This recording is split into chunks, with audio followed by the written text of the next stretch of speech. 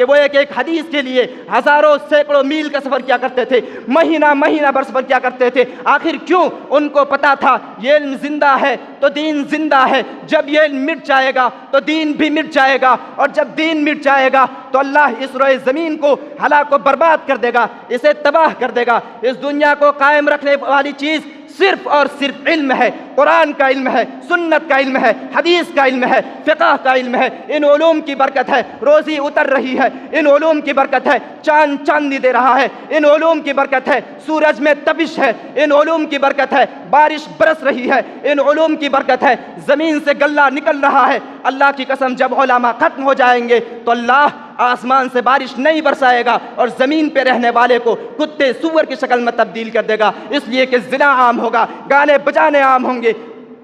چوریاں عام ہوں گی۔ دنیا والوں تم ان علماء کو ختم نہیں کر سکو گے انشاءاللہ، اس لیے کہ اگر